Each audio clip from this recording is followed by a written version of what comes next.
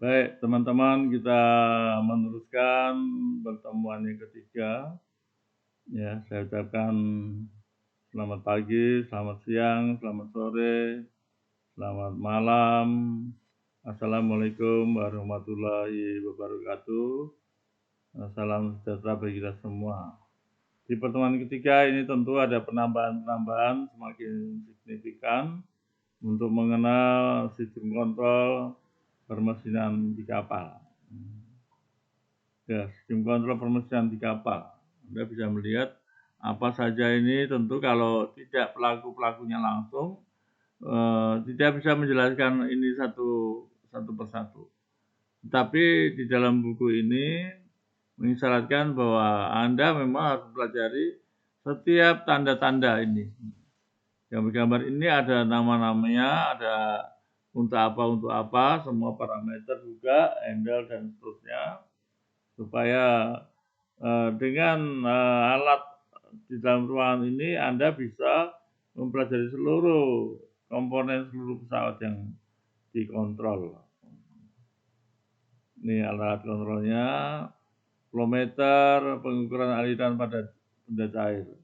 Ini flow-meter ini dibahas kemarin di bab 2 ya.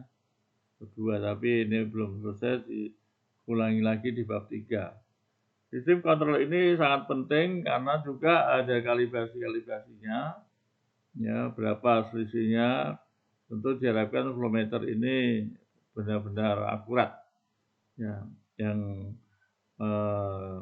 parahnya masih ada orang-orang yang nggak bertanggung jawab membuat flow-meter ini ada koreksi. Gelas penduga ujung penutup. Ya. Iya, tadi flow-meter itu di bab 2 ya. Menunjukkan gelas penduga ujung penutup, ya, gelas penduga yang di atasnya ditutup.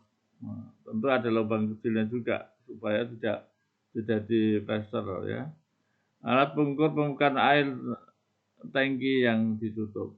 Nah, baik, itu nanti kita bahas di sesi di dalam pembahasan ini. Yang penting Anda bisa melihat bahwa penjelasan itu ada di buku sistem kontrol atau disebut juga arus lemah ya, karena sangat sensitifnya.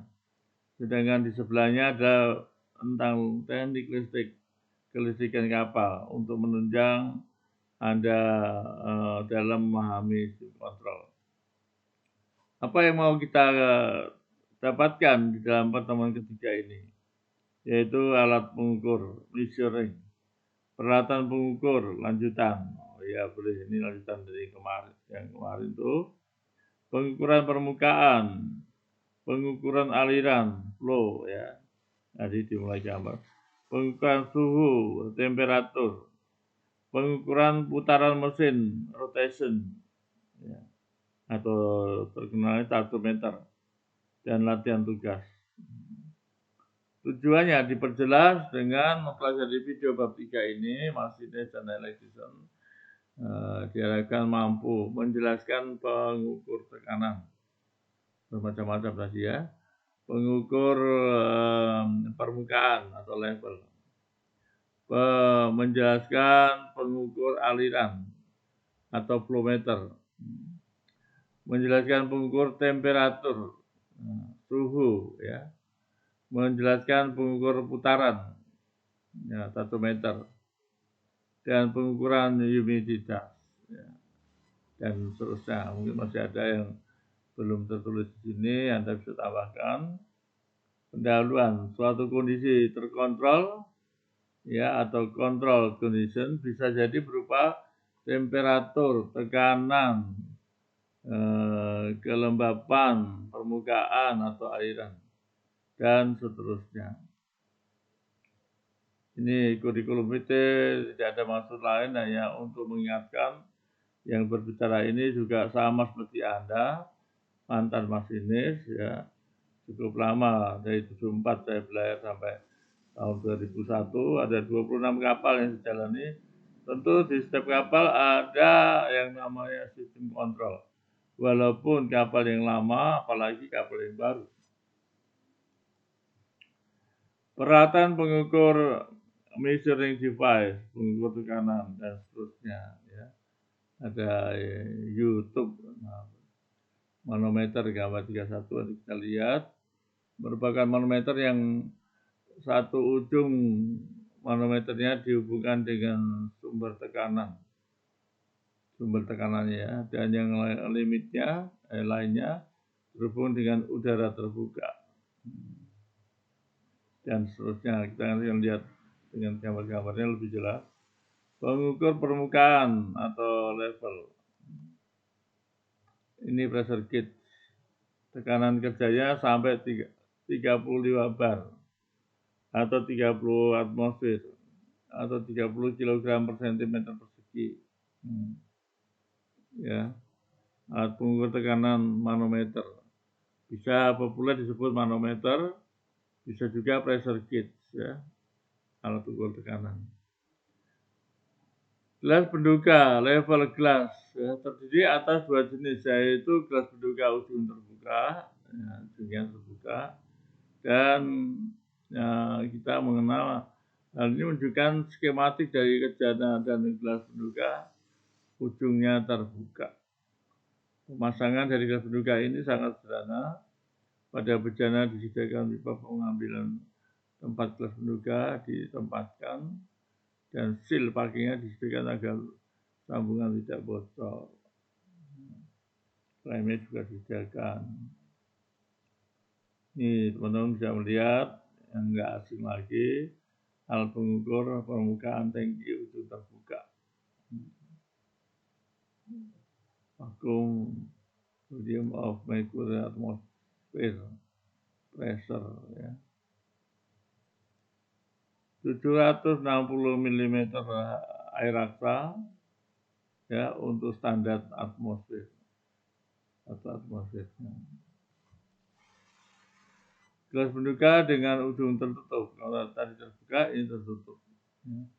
Menunjukkan gelas penduga ujung tertutup dengan bejana bertekanan tinggi. Yang kedua ujungnya gelas penduga dihubungkan dengan bejana. Kemudian ujung bagian bawah tersambung dengan bagian bejana yang berisi uap kosong, dan seterusnya. Alat pengukur permukaan, ya, air tangki tertutup. Pengukuran aliran, ya, ini Anda sudah biasa, yang sebagai masinis tentu sudah mengenal kalau pengukuran aliran menggunakan flow-meter bahan bakar di generator maupun di boiler maupun di mesin induk. Flow-meter atau pengukur aliran benda cair, ya, bermacam-macam modelnya. Ada lagi flow-meter yang berupa, ya, bermacam-macam. Orifice flow-meter, tentu sesuaikan dengan kegunaannya. Banyak sekali ini flow-meter pengukur aliran benda cair. Ya, benda cair itu bisa air, bisa minyak, bisa oli, dan seterusnya. Ya, semua. Tentu di kapal ini banyak sekali, ya, flow-meter penggunaan untuk air tawar, penggunaan air laut, penggunaan, yaitu juga bahan bakar, penggunaan minyak, penggunaan apa saja yang berupa cair bisa dilihat di sini. Ya, mengulang yang gambar yang kemarin, ya, bagi teman-teman yang belum melihat atau yang ingin berdalam bisa dilihat ini grafik susunan dari pipa yang di kamar mesin. Pengukur temperatur, ya. Skala temperatur ini sebenarnya untuk menunjukkan kita lebih mengenal bahasa, ya, temperatur, ya. Kalau dibacakan, alat yang digunakan untuk mengukur dan menunjukkan besaran temperatur disebut juga alat ukur temperatur, ya, atau termometer. Nah, itu termokouple. Ini ukur suhu panas, termometer ya, termometer. Ini kalau untuk apa yang sudah canggih sebagai digital baterai sehingga kita lihat suhunya dari cairan yang kita ukur. Pengukuran putaran mesin atau tachometer. Tachometer adalah alat yang digunakan untuk mengukur kecepatan putaran pada poros jengkol. Di bab 3 ini juga masih dasar-dasar alat-alat ukur nih. Belum sampai kepada bagaimana cara kerjanya alat ukur ya. Atau piringan motor atau mesin lainnya, ada 3 fungsi yang dapat dipilih pada speed tachometer, yaitu RPM-nya, ya. Ini tachometer, RPM per menit, resolusi per menit, untuk menghitung jarak yang ditempuh dan seterusnya. Prinsip kerjanya dan seterusnya Anda bisa lihat lebih jauh. Ini ada RPM dilihat dengan alat ukur ini, mudah sekali ya. Kalikan 1000, kalau satu ini 1000, 2000, 3000, 4000, 5000. Ini biasa dipakai kalau untuk turbin turbocas, turbin yang putarannya bisa mencapai di atas 10.000 turbocas juga. Alat pengukur pemutaran mesin 1 meter dikalikan 1000, kalau 10 berarti 10.000. Ya, turbocas ada mencapai untuk purifier dan sebagainya 8 sampai 7.000 ya. 7.000, 8.000, jadi bisa dipakai untuk mengetes RPM-nya purifier. Pengendalian manual dan seterusnya ya. Metode pengukuran humiditas atau kelembapan pada alat sistem kontrol mirip dengan metode dalam instrumen temperatur. Tujuan pengukurannya ya, humiditas dalam proses adalah mencegah kerusakan pada peralatan, mendapatkan input kelembapan operasi yang diinginkan, pengontrolan jalannya proses, dan seterusnya. Ya. Oke, ini alat ukur lagi sebagai pengukur pemuaian pada humiditas. Deskripsi produk, spesifikasi. Apa ini ya? Termometer dalam hygrometer digital mini digunakan untuk mengukur temperatur derajat Celcius dan seterusnya. Kira ini sudah ukuran kelembapan, ukuran termometer, tegangan operasi, dimensinya, dimensi layar dan seterusnya. Soal latihan. Jelaskan peralatan pengukur measuring device berikut ini. Ya. Karena ini merupakan video pendidikan, video tambahan pelajaran yang Anda dapat di sekolahan, tentu ada soal latihan mandiri. Ya. Jadi kita bisa menjelaskan pengukur tekanan, bla bla bla bla, ya. Kemudian masih ragu-ragu, buka bukunya, nggak ada yang melarang. Ya, buka bukunya, baca ulang sampai khatam, sampai betul mengenal. Kenapa? Di dalam teori pembuatan buku ajar, kalau jawaban ini masih meragukan, kurang dari 70%, Anda mengulang lagi pelajaran ini. Walaupun walaupun hadir dan ikut mempelajari, tapi kenyataannya di dalam tes atau dalam tes formatif dalam bentuk essay maupun bentuk multiple choice, kalau nilainya kurang 70%, harus kembali lagi. Kalau nilainya 80, lanjut ke pertemuan yang keempat.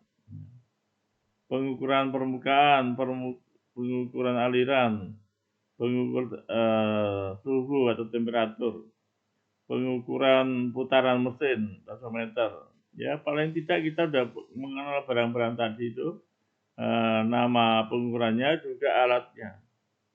Pengendalian manual humiditas. Manajemen adalah pekerjaan untuk melihat perusahaan tidak bagaimana adanya, melainkan bagaimana perusahaan tersebut di kemudian hari. Ini bahasa manajemen ya. Kalau saya nggak gitu, manajemen adalah pekerjaan untuk melihat ya pekerjaan mekanik berjalan dengan baik atau tidak. Nah, kalau sudah baik ya berarti peranan dari masinis sudah dengan sendirinya sudah ada manajemen di dalamnya gitu. Kalau Anda sudah mengelola, mengoperasikan, merawat, kalau belum memperbaiki mesin dengan baik, itu sudah melakukan manajemen dengan baik. Tidak perlu tambah-tambah lagi. Ya, kalau ditambah-tambah lagi ada hal yang baru untuk meningkatkan tanggung jawab Anda lagi. Baik, yang pasti Anda yang berhadapan langsung dengan mesin, sedikit apapun ya ilmu yang Anda dapat itu sangat penting untuk kebaikan kapal ini. Ya, di atas kapal ini hazardous area, tidak boleh ada orang yang merokok, tidak boleh ada yang foto-foto, tidak ada yang boleh bawa HP di sini, tidak boleh main benda-benda keras ya. Dan tidak boleh ada elektrik, walaupun ini ada lampu, ini sangat sensitif ini ya, lampu jalan sini. Mungkin nanti akan dibentuk pakai lampu solar.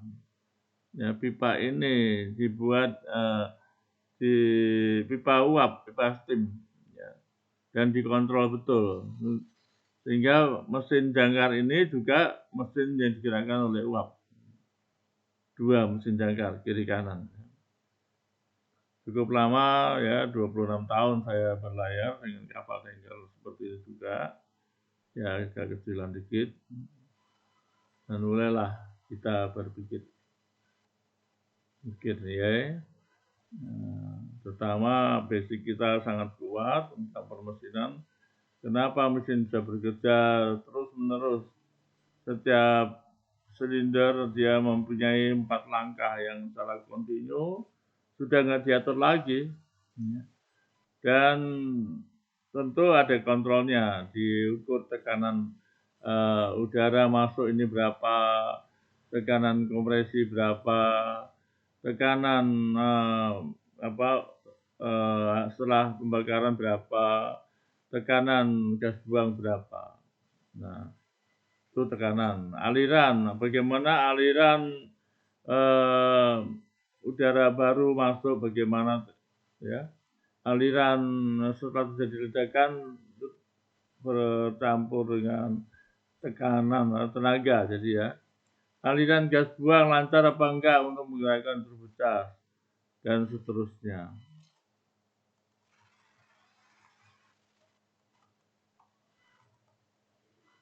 Baik, kita ingat diperpanjang lagi supaya kita bisa masuk di pertemuan keempat.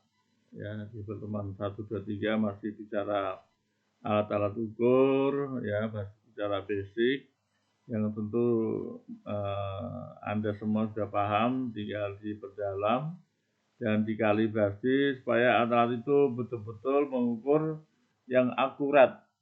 Dan tadi ada kata-kata akurat, ya. Baik, itu saja dari saya. Kita akan jumpa lagi di pertemuan keempat. Wassalamualaikum warahmatullahi wabarakatuh. Terima kasih.